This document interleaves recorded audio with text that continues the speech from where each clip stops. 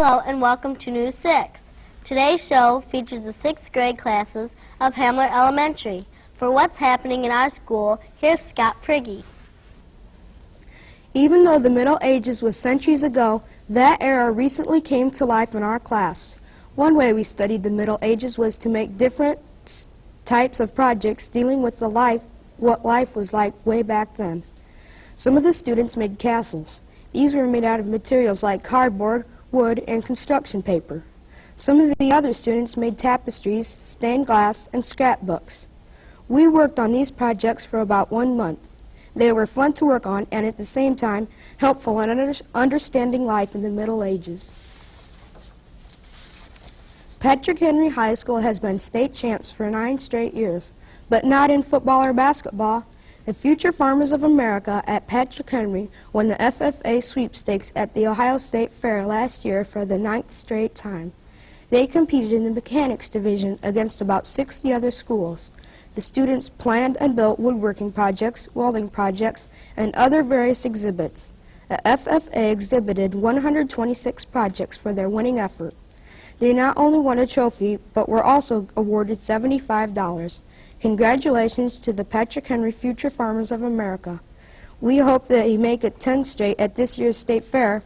Next, with a story about Patrick Henry's exchange student, is Mark BOSTELMAN.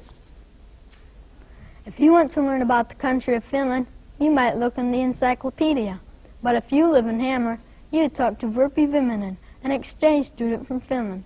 Virpi is 17 and a senior at Patrick Henry High School. News 6 reporter Amy Boots talked to Virpi about being an exchange student. Where in Finland do you live? In south, it's about 60 miles to north from the capital. It's a city called Lahti.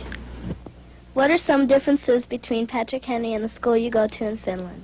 In Finland, in every school, most of the classes are required, and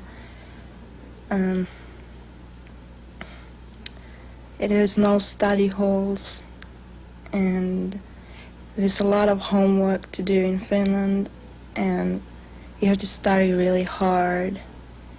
And there is no sports clubs or anything in the school. If you do want to do them, you have to do them outside the school, and it's harder. What is your impression of America? It's hard to say, but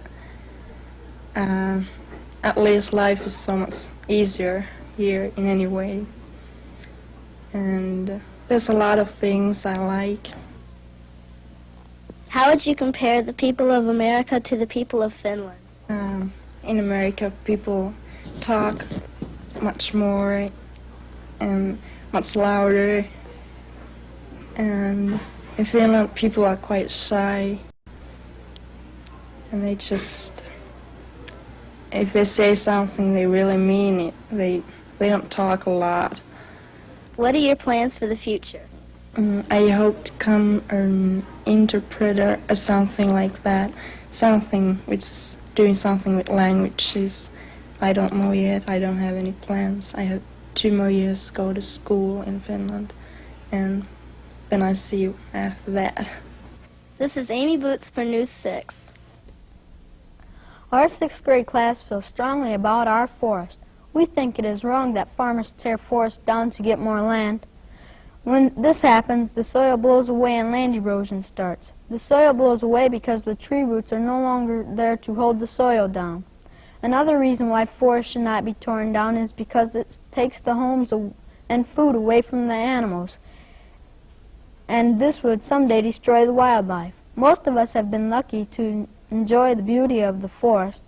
We should make sure that the people of tomorrow can enjoy them too. Now with the community segment, here's Julie Dravis. Hamler has a very old fire truck named Old Faithful. The truck is 58 years old and was the 3rd gas-operated truck ever in Hamler. Old Faithful got its name because it did such an outstanding job for so many years. There are now 4 trucks and a Jeep at the Hamler Fire Station, and Old Faithful is no comparison to these newer trucks. For this reason, Old Faithful is now only used for parades. The truck has been in every parade since 1960 that Hamler has participated in, and that's a lot of parades. Hamler is a popular place in Northwest Ohio when we hold our annual Summerfest. Everyone has a good time at the 10-year-old event, but more important is that the profits are used to improve our town. Some of the money is now being used to purchase a slide, swings, and seesaws for the town park. In recent years, a softball diamond, tennis court, 2 buildings, and evergreen trees have been added to the Summerfest grounds. A bridge has also been built for easier foot crossing of the Turkeyfoot Creek. We feel that the most important accomplishment of the Hamler Summerfest is providing an education for a young future doctor. As of now, Hamler residents must use doctors from surrounding communities. What is the Summerfest? It is the people of Hamler working together to make our town a better place to live and one we can be proud of for many years to come. Now back to Peggy Krieger with the People segment. If you like to bowl, you can thank a resident of Hamler for making the game easier to play. Mr. Darwin Sonnenberg has invented 2 devices for bowling alleys. One of his inventions is a sanding barrel that fits on the front of a sanding machine. The barrel drives the sanding machine down the lane automatically.